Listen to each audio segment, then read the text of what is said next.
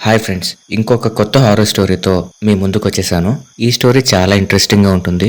So video మొత్తం చూసి మీకు నచ్చితే వీడియోని లైక్ చేసి మా ఛానల్ ని సబ్స్క్రైబ్ చేసుకొని పక్కనున్న బెల్ సింబల్ యాక్టివేట్ చేసుకోండి. వీడియోలోకి ఎంటర్ అవ్వడానికి ముందుగా నాదో చిన్న రిక్వెస్ట్ ఫ్రెండ్స్, మీకు ఇంకా ఎక్కువగా హర్రర్ లేదా మిస్టరీ వీడియోస్ కావాలంటే నా ఇంకొక channel RT entertainment link description లో ఉంది. ఒకసారి చెక్ చేసి మీకు నచ్చితే ఆ ఛానల్ కూడా సబ్స్క్రైబ్ చేసుకోండి. ఇక లేట్ చేయకుండా స్టోరీలోకి వెళ్ళిపోదాం. ఒక మ్యారేజ్ అయిన కపుల్ తమకు తెలిసిన వాళ్ళ మ్యారేజ్కి వెళ్ళి ఇంటికి తిరిగి వస్తున్నారు. బాగా రాత్రి అవ్వడంతో దారి కనిపించట్లేదు. ఇంతలో పెద్ద వర్షం స్టార్ట్ అయింది. రోడ్డు అసలు కనిపించడం లేదు. వాళ్ళు దారి తప్పి పొరపాటున వేరే దారిలో వెళ్ళిపోయారు. ఆ దారిలో వెళ్ళిన కొంతసేపటికి వర్షం ఆగిపోయింది. ఆ దారిలో ఎంతసేపు వెళ్తున్నా ఏ మలుపు రావట్లేదు. కాసేపటికి ఆ హస్బెండ్కి వచ్చిన దారిలో మళ్ళీ వచ్చి అదే రిపీట్ అవుతున్నట్టు అనిపించింది. కార్ ఆపి రోడ్డు పైన ఉన్న ఒక కర్రను తీసి దానికి ఒక క్లాత్ని చుట్టి దాన్ని ఒక జెండాలా చేసి ఆ రోడ్డులో చిన్న క్రాక్ ఉంటే దాంట్లో పెట్టాడు. తన డౌట్ నిజమా కాదా అని చెక్ చేయడానికి కార్ని ఫాస్ట్గా పోనిచ్చాడు. అతను ఊహించినట్టే ఒక 5 కిలోమీటర్లు డ్రైవ్ చేశాక తను పెట్టిన జెండా మళ్ళీ కనిపించలేదు. కానీ కర్ర అలాగే నిలబడి ఉంది. అది చూసి అతనికి చాలా భయమేసింది. చిన్న గాలి లేదు, తన ఊపిరి తనకే వినిపిస్తుంది. కార్ని మళ్ళీ ఫాస్ట్గా పోనిచ్చాడు. మళ్ళీ 5 కిలోమీటర్లు డ్రైవ్ చేశాడు. ఈసారి కర్రతో పాటు జెండా కూడా కనిపించింది. మళ్ళీ 5 కిలోమీటర్లు డ్రైవ్ చేశాడు. ఈసారి జెండాతో పాటు నిలబెట్టిన కర్ర కూడా కనిపించలేదు. ఒకవేళ మిస్ అయిందేమో అని అలాగే ఇంకొక 5 కిలోమీటర్లు పోనిచ్చాడు. ఈసారి 5 కిలోమీటర్లు వెళ్ళాక మెల్లగా సైడ్ విండో దించి రోడ్డు వైపే చూస్తూ మెల్లగా వెళ్తున్నాడు. అతనికి ఆ జెండా పీకేసి రోడ్డు మధ్యలో పడేసి కనిపించింది. కారు దిగి చూడపోతే సడన్గా మళ్ళీ పెద్ద వర్షం మొదలైంది. దాంతో అతను కారు దిగలేదు.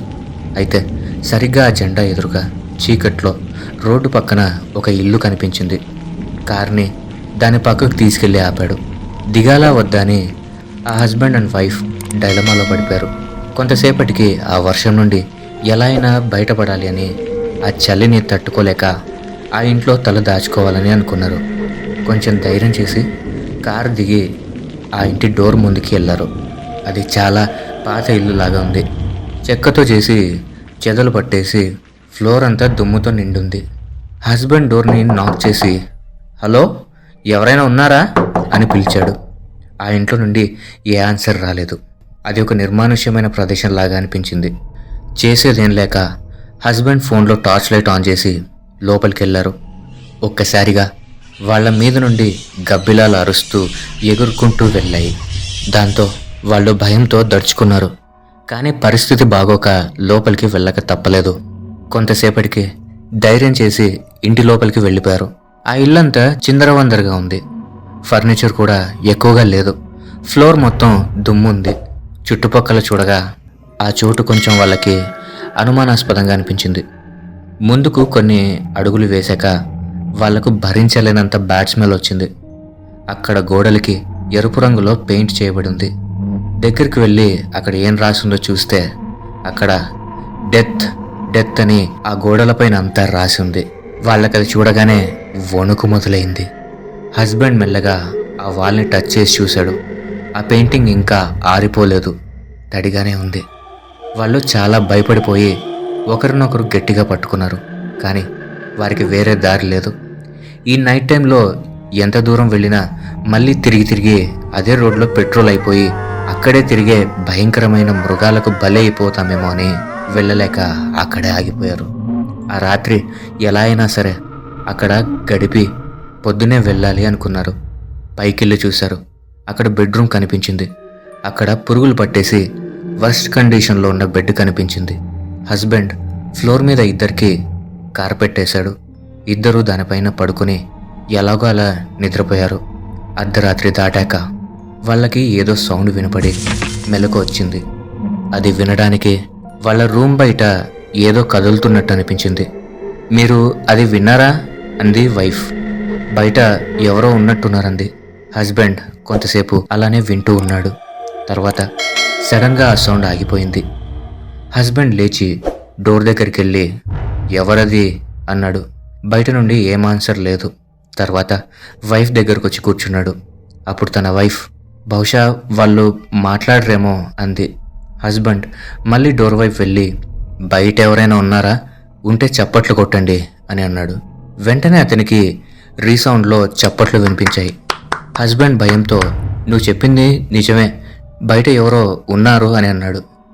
ఎవరై ఉంటారు అనింది వైఫ్. వెంటనే హస్బెండ్ డోర్ దగ్గరికి వెళ్ళి హలో, నేను మిమ్మల్ని కొన్ని క్వశ్చన్స్ అడుగుతాను. అవును అయితే ఒకసారి, కాదు అయితే 2 సార్లు చప్పట్లు కొట్టండి అన్నాడు. అక్కడి నుండి ఆన్సర్ లేదు. హస్బెండ్ ఇలా అడగడం స్టార్ట్ చేశాడు. మీరు ఈ ఇంటి ఓనర్సా అని అడిగాడు. 2 సార్లు చప్పట్లు వినిపించాయి. మీరు మగవారా అని అడిగాడు. మళ్ళీ 2 సార్లు చప్పట్లు వినిపించాయి. ఈసారి మీరు ఆడవారా అని అడిగాడు. ఈసారి ఒకసారి మాత్రమే చప్పట్లు వినిపించాయి.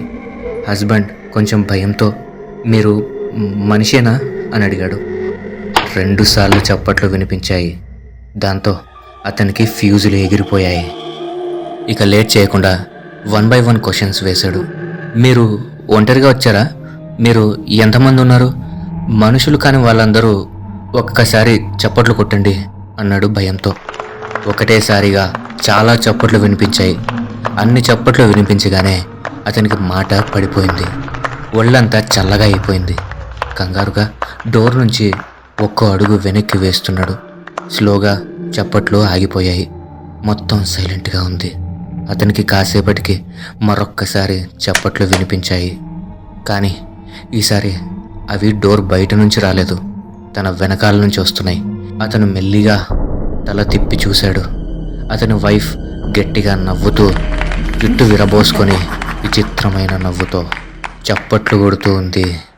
ఓకే ఫ్రెండ్స్, ఈ స్టోరీ కనుక మీకు నచ్చినట్లయితే ఖచ్చితంగా ఈ వీడియోని ఒక లైక్ చేసి మీ అభిప్రాయాలను కామెంట్ చేసి మీ స్నేహితులు మరియు బంధువులతో షేర్ చేసుకోండి. అలాగే మా ఛానల్ని సబ్స్క్రైబ్ చేసుకొని పక్కనున్న బెల్ సింబల్ని యాక్టివేట్ చేసుకోండి. Thanks for watching.